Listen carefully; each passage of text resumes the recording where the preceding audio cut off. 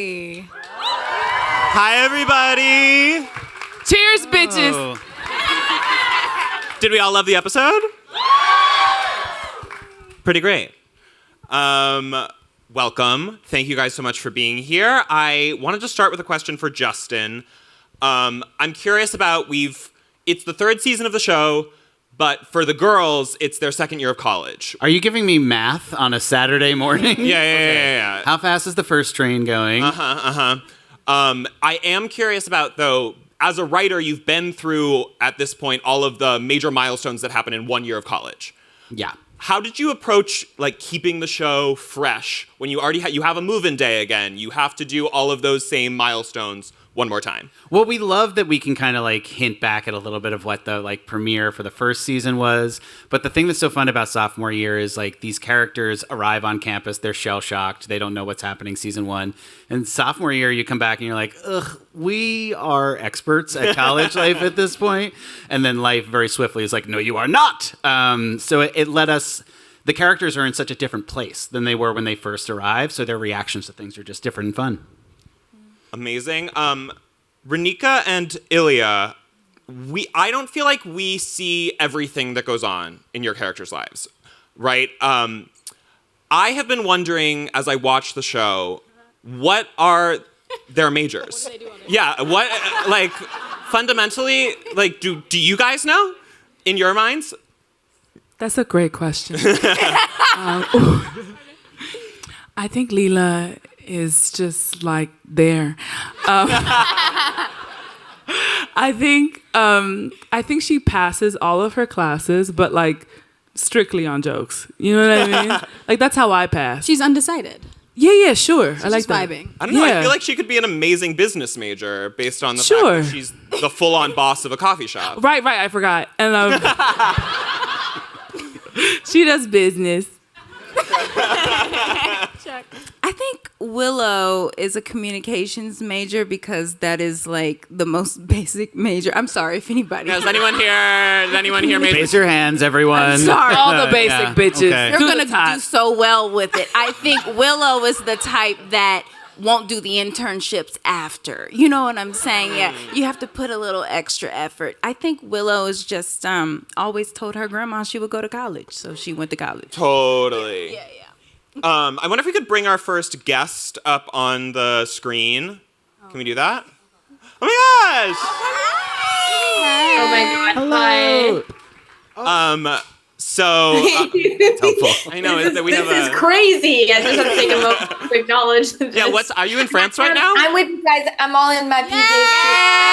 Yes! I thought you were For both Alyah and Pauline, this was a landmark episode in a lot of ways, I feel, that we just watched because it's the first time that the central rift is between the girls. It's not outside. There's no one outside. It's just between you guys. Starting with Pauline, I'm curious if it felt different to play a plot that centered around a tension between an inter-friend tension. Yes, it did. It felt like it was playing something a little deeper that I think is normal on a season 3, that the show starts to address things a little deeper. And I know something that was really important for both Alyah and me was that the scene be about their friendship and not be about a guy. And I think that it's just the rift that happens between them is representative of what can happen between friendships in college. Yeah. Just to give these two a shout out too, when we were filming that scene in the closet at the frat basement, we were filming the scene as it was scripted. And then I think both of you independently were coming over to me being something just feels a little off. And we ended up pausing and we actually just rewrote it on the fly. And Alyah and Pauline were actually deciding their own lines, and I was just sitting there just tweaking them ever so slightly for TV, but it made the scene so much better.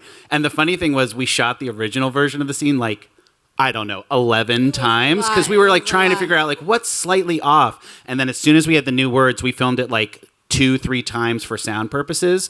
And then as soon as the editor saw it, they were like, that's the version. Yeah. So it was like, it's so helpful. And it's like, TV is such a collaborative medium, but like they know their characters so well, they knew that they needed to make that tweak, and it was so helpful for the scene. It's so much better for it. Yeah, I think people expected it to be this like brawl between the two of us, which like would have been fun, honestly, some stunt choreo. But for me, so much time has passed. Like it's been 2 years since we did the thing, and also it's been the summer since the thing happened, that I feel like hurt kind of festers a little bit. And if it was immediately afterwards, maybe there would be some sort of fight. But to like see someone 3 months later and be like, I'm gonna whoop your ass, like that's crazy. You know, you have time. You have some time to process what's happened. And I think for Whitney, what the processing was, it was like, oh wait, I actually feel like this was more about how close I thought we were, and how if that was something you wanted, you would have come to me about it first. And you not doing that made me question how close you thought I was to you. You know, like, are we not girls? Like, do we not do that? So that was the root of the thing. And when we were doing the scene, that's what I was like, we have to talk about that thing, because that's the hurt that I feel in this moment. Totally. And just as a show, it's so abundantly clear, I think, from anyone who's seen any episode of it, like, we don't have a lot of taste for doing girl-on-girl warfare and having that be a prominent part of our storytelling. So we knew that we wanted to tell a story that was real. It's not real if they never have any conflict whatsoever. That's just Pollyanna. But we wanted to have them have a real issue and get through it pretty quickly. Pauline, I don't know if you remember this. You and I go way back in that I interviewed you last season for 30 minutes. But one thing that you talked about in that was that you were a bit surprised to find yourself like on a comedy at all. You were like, I'm a drama girl. I am not the storyteller at a table. I'm the one who will cry about my emotions. I'm curious about how it felt throughout this season, if that changed at all, or if that, like, give me an update on how you feel about being in a comedy. Well, I think there's multiple things. Like Alyah just said, so much time has gone by since we shot that I've been saying that picking Kimberly up again is like putting on an old pair of really worn shoes, but like you haven't put them on in a while, so like it's a little funky at first. I think I'm just learning. Like I just learn every day at work on this show, and what I really learn is the technicality of comedy. It's not. I really used to think that you have to be just a funny person in life, and those are the people who do comedy. And I'm learning that actually comedy is a very technical skill, and there's just always more to be learned from it. So I actually take a lot of enjoyment in like reading the scripts, and then like when I see what Kimberly's going through on an episode, being like, okay, where are the beats in this scene? Like, what is it that's the comedy in this? And then when I can figure it out kind of like mathematically, then I'm not really focused on being funny or worried about being funny or worried about the comedy of it all. So it's like a way I have of dealing with it. So that's kind of where I stand on that. I don't know. Good answer. Yeah, I think it's a great answer. I did want to ask, so Renika and Alyah, you are both BFAs in college, is that correct? Unfortunately, yes. Yeah. You both play soccer players. I just want to know what your relationship is like with jockdom. Like, do you feel connected to that in any way? Is that new for you? It's foreign to me, personally. We kind of have fun, though. It feels like half the time when we're filming those soccer scenes, in between, I'm like 5, 6, 7, 8. Like, it becomes choreography to us to a certain degree. Yeah. And that's how we deal, and that's how we cope. Yeah, because the first day of soccer training, I cried, and She did. seriously, I'm proud I of had you. to stay. Thank you. We had to stop the practice. I had to stop the practice. I mean, I quit every sport I ever played growing up, and so the fact that Justin hired me. But no, yeah. Now it feels like an accomplishment. Kind of, like to do our own stunts. Like, did you guys see Alyah like doing? That was her foot. Actually, my foot. Yeah. Yeah. Actually, my foot. Well, that was not the plan, to be Right. clear. We rehearsed the soccer sequences because they're all heavily choreographed, and there's like camera movements and sequences and different plays. And for some reason, when we get on the day, everyone's like, Alyah just looks so good. Should we just keep making her do it instead of the stunt double? And I'm like, who? Where? What? Yeah. Huh? Like the stunt double be over there chilling. I know. And she's like, "You're doing good," and I'm like dying. I'm like, "Wait, how did this happen?" But you have gotten so good at it. I kind both of play you. soccer now, which is crazy. There's this amazing moment in season 1. We've probably talked about it publicly, but like it's the start of episode 8 of season 1, and it's like Whitney's doing a penalty kick, and it's like it's going to put them into the playoffs. We were filming overnight at Vassar. Like the sun was literally peeking over the trees, and we were like, we have to finish before the sun comes up. And Alyah was like trying to get this penalty kick, and then she had this shocking, like, drilled ball into an upper corner. It was like the best kick we've ever seen. It was like beyond professional.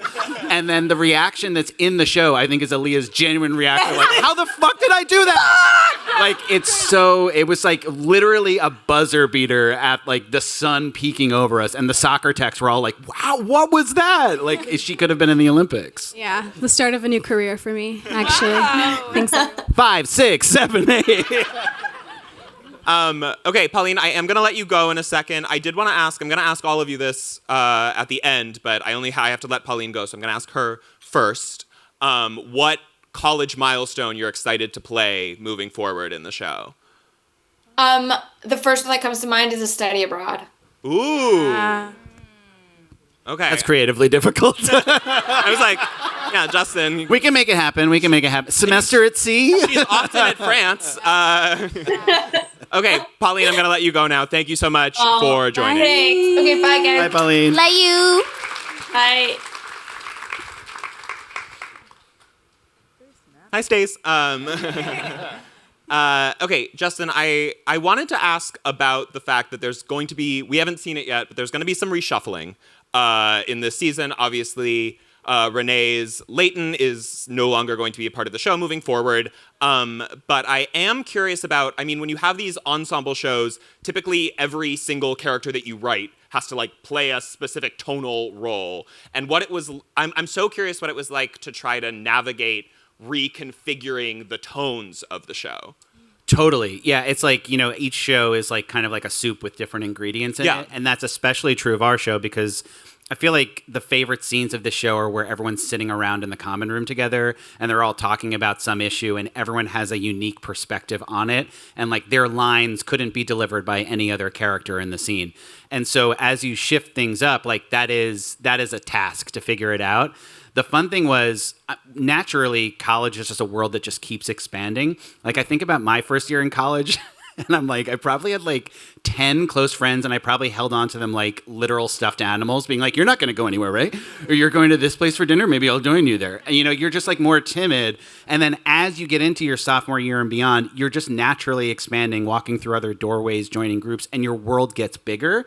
So this year, as we decided to add 2 new voices into the show with Casey and Taylor, we started talking about what those character traits could be. And the first day we did it, the writers, we have like the most fantastic, like brilliant female writers on the show. And they came up with like 800 ideas for who these people could be. And we just figured out what was different from what we already have in the show a little bit. But if you look at things like there are remnants of some things that Leighton will have in common with Casey this season or with Taylor. And the same is true for the other characters. I think one of my like tricks in terms of writing things, especially for this show where there's usually a foursome or a fivesome, is to have a divided room on different issues. Like, so if you actually were to break down the characters, and please no one do this, it would be very boring for you, but like usually 2 of them would agree on something and 2 of them would disagree on something. And I think that allows for different dynamics to naturally flow. So we'll have a lot of that with Casey. Hey, girl. Hello. And this one who's, They can't see her, but they can't see her. Oh my God. Okay. Not that Amrit's here or anything. There's something happening that you don't know it yet, so calm down. Alyah, I'm curious about what that was like for you as well, because you're navigating that both as an actor and as a character, a new like formation. What was that process like for you? Oh my goodness, so bittersweet and so heavy and sad and so beautiful at the same time. Well, you haven't seen it, but you get to see us say goodbye to her in real time on the show, and shooting that was very emotional, but also at the same time like very silly because she lives 3 minutes away from me, so it wasn't like I was like, bye, see you never. It was like, see you tonight. So there's that, but then also like getting Gracie and Mia, who are now like two of my very good friends, and I adore them. Like I've been a fan of Gracie's since I was in college, and she came to my college town to play a show, and like, so knowing she was coming onto the show, I was trying to be very chill about it, but not very chill about it. And also, it's like, I've been saying this, and Gracie and Mia will probably back it up. Like when you know new people are coming into an environment that's established, like I wanted to make sure they felt welcome, and I hope that you all want them here and make them feel welcome. But I was very, perhaps too eager to make them feel welcome, and I was like, guys, how are you doing? What's going on? Do you want to hang out? And they're like, Alyah, we get it. You want to be friends. It's okay.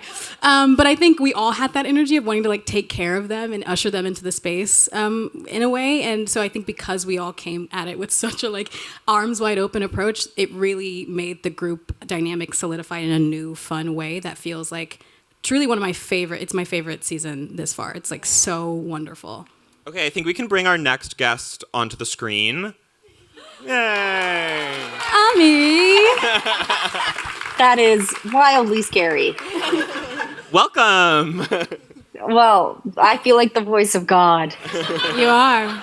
God is a woman. Wow, everyone looks so fancy and beautiful. It's a very fancy slumber party. Yes. Wait, what are you seeing?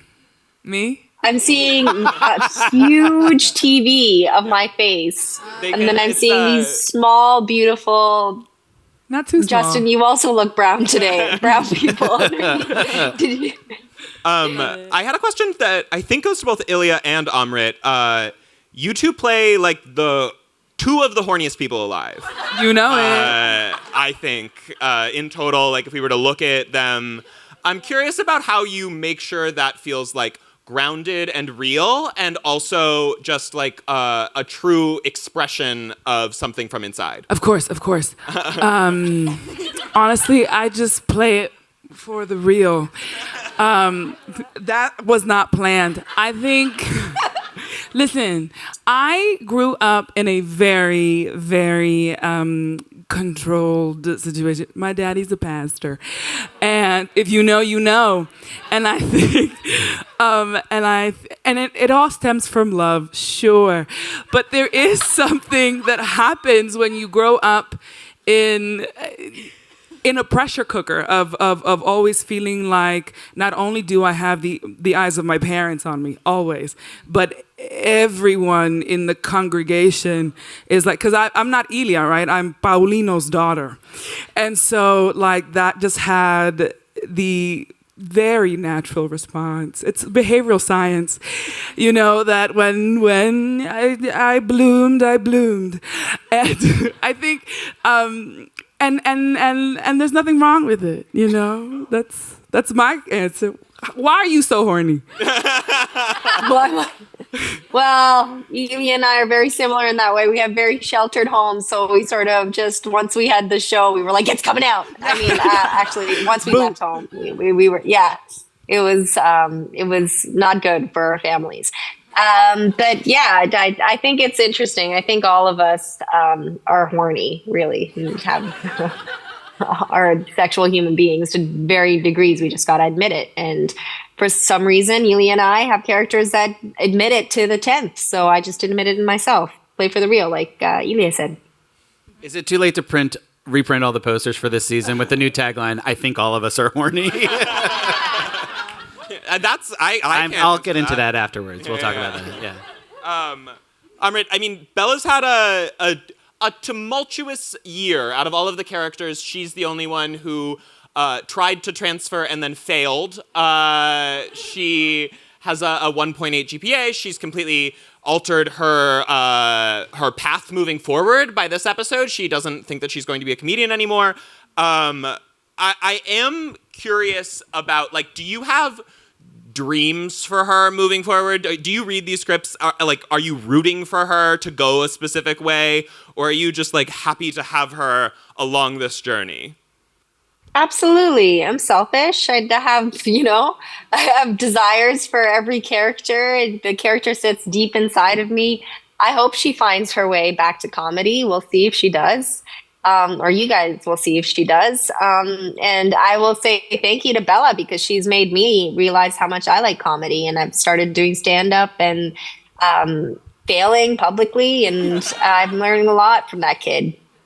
Do you think that doing stand-up has affected how you perform as the character? Absolutely. I think it's the other way around. I think the character has helped me with stand up. I mean, Bella's someone who's always testing out jokes and trying to see if she's funny. And what's interesting is when I'm playing Bella, I feel like I'm constantly doing that in my real life, testing out if I'm funny or not. And most of the time I'm not, just like Bella's most of the time not. I'm like, fuck, I'm too close.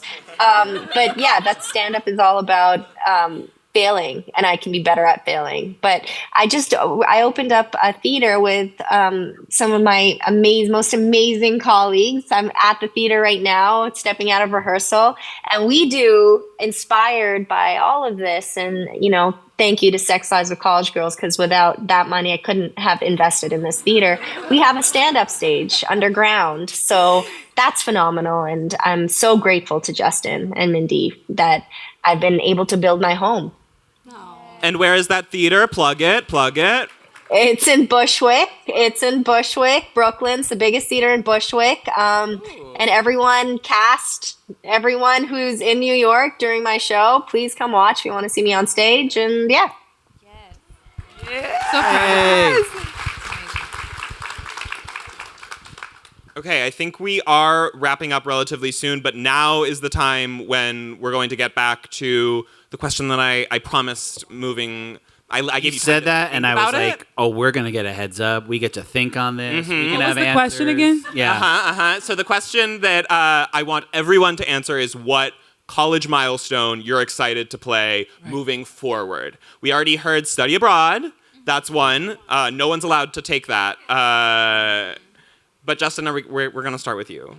Oh, great. What college milestone do I want to play on the show? Yeah. I guess professor. What do you want to? What are you excited to write? Yeah, I think I love the little moments in the show where like the characters, these girls are like slowly but surely figuring out who they are as people. Like I feel like that, not to be like sentimental, but like the show is a comedy in the good year of 2024 that actually has like jokes on television. Let's maybe have a little bit more of that moving forward, please. Woo! I love when I just see them like sort of unlock some potential that they acknowledge themselves. And I think if there's any kind of secret to the show, it's like a lot of characters coming in being like, I know exactly what I want to do. And then realizing that ain't it. And it's something else that happens through accident, which was very much my trajectory too. I applied to college as a biochemical engineering major who wanted to go to law school and become a lawyer who would work on cases of genetic engineering privacy. Just kidding. That was what I told them in the essay. I wanted to do comedy. And then I quit all my science classes my first day. But I think that we'll see a lot of things this season where our girls are like making big advances in who they're going to be after the show. All right, Ilia, you're next in line. I want to see Leela fall in love. Yeah. We all do. We need it. Justin. Right. Who do you think she would fall in love with? Oh my God. Well, everyone. I think. Yeah, I think I can see her with someone who, those people who are like the same age range, but they have the spirit of like 102-year-old. Like old man like energy. My friend. Yeah. Yes. I went to the tree in Pocahontas. Yeah. That's where I went with that. Yeah, like someone just like that will let her perform. And like not care that she's in the spotlight. Someone who can go toe to toe with Leela. No, sit down. Just watch. I will provide entertainment. Just like it. Thank you. I don't think anyone. The issue is like no one could go toe to toe with. Exactly, and then they try and they fail. We're talking about Leela, right? Cut to Leela with like a shovel. Yeah. All right, you're up. I mean, graduation. Like, if we could be so lucky to get that far. But then also, like... We're on pace to hit that in season 45. Yeah, the year 2036. There's also, like, that thing that happens in college where, like, you come back one year and you just, like, have a glow up and your whole look is different, your hair is different, and your style is different. Like, I want that to happen. You want that to happen? Selfishly. What style do you want her to go for? I don't know. Something very different. Who among our gorgeous cast could be glowed at this point, though? It's like we can Not even totally like shake glow things up, but like Yeah. a hard left. You want You have those people in college. Like she comes back with like a wolf cut, and he's like, you want I go by Goth Rex Whitney? now. You know what I mean? Like, come on, something. Renika? I would like Willow to run for student body president. Period. I think Willow is the voice of reason, and I think she has a lot to share in leadership. Maybe What do We you all think? need a Willow. We all need a Willow. What do you think her policies would be? freedom, Right. freedom, boundaries. Do I teach Whitney boundaries ever? It's probably the other way around. Yeah, no boundaries. No boundaries. Yeah. She's open to a campaign slogan. Yeah. Like workshopping it. We're all horny. I think I have a plan. Is that what he said? I think I. Okay, and back to you up there on Zoom. SNL. I mean, I think that's obvious. Get SNL in there. What This do you- has been so fun. I'm gonna go head back to rehearsal. Bye, Girl, leave. the work does not stop. Go. She found her exit. She found her exit. Boundaries. I love this for you. I want Bella to be on SNL. SNL. Bye. Goodbye. Yeah. Okay, have a Bye, great Amrit. day. Love it. Wait, I have another one also. Yeah, go. Even though Gracie kind of does this, Justin, I've been doing this for years. Musical episode, musical vibes, something. It's just weird. think we all It's sing. so weird how many musical people are in this cast of television. Musical theater people? Yeah, no, just musically talented Oh. people in general. Yeah, it's I can almost hold a every note. single one of them. Yeah, someone even the other day. Oh, Nabil. yeah, Nabil. This cast doesn't even know who Nabil is yet. There's a character named Arvind. I saw You're that getting video too. all the spoilers this day. But he put up a video singing, and I was like walking my dog the other night and being like, him too? How? I mean, look, I love that episode of Buffy. So, yeah. It's camp. What musical would you want them to do? Great question. It seemed like you were going to answer it. I have thoughts. Oh, I mean, wow. we'd need a big cast. It I mean, needs to be I'm like open. Into the Woods. No, Grease. Grease? Yeah, Grease is. I call Rizzo. classic. There I went. Okay. 5, 6, 7, 8. don't do it. I will do it. I mean, we get some musical theaterness in this season of television. yeah? Like I'm just a big gay musical theater person myself. It's not Gladiator, Wicked Weekend, Glicked. It's also the weekend our show comes out. I'm trying to find out what that is. The sex Glicked lives of college warrior No, you nailed it. witches. Yeah. So be sure to stay home and watch our show too. But I mean, I love a song. I can't tell you how many times I've watched the YouTube video of Idina Menzel and Kristen Chenoweth's final performance, where they're singing "For Good" to each other, and it is the shakiest camera from the mezzanine. It looks like two like blastocyst cells are slowly singing to each other. You can't see shit, but you hear their little quivering voices, and then it's just like me crying and my dog being like, "It's something wrong." So I would love to pursue it. What show do you want? Me? yeah, sorry. Oh, I'm not going to answer that. Oh my god. This is too hard. This is too much for me. There's just too many. Just go. What show? Little Shop? I She thinks that all the time. Ilia has like a gun in Aaliyah's back being like, "Say Grease." mean, hey, Grease. I need Grease with this. Ilia's Rizzo. Leah, give him a little thumb. Do you Renika does sing. Renika sings? I'm like a Michelle. And I love Michelle, but she holds it down in Destiny's Michelle Child. Williams? Yeah, Yeah, she from holds Destiny's it Child. down. I back her up to her Beyonce. You know what I'm saying? Okay, that's great. But don't That would ask make me me to- Kelly. We love Kelly. Right. It's just Beyonce. Sorry. You can take it. Thank you. Okay, you could. Yeah. See, that's something Beyonce would do. Just kidding. But I will say also, when you see the show, Gracie is singing live on the show, and she did do that for like 8 hours, 10 hours a day, and she sounds unreal. She's amazing. You're gonna die. It's truly, it's shocking. Like Okay. it's like we did our big press circuit the other day where we talked to all these reviewers, and as soon as it came up, like all these press outlets were like, "That was really her," and we're like, "Yeah." Yeah. Okay, well, I look forward to the upcoming musical episode of The Sex Thank Lives you. of College Girls. And with that, I think we're going to head out. Thank you guys so much for coming. Thank you. Thank you so much. A round of Thank you, applause. everyone. Thank you so much. Thank you.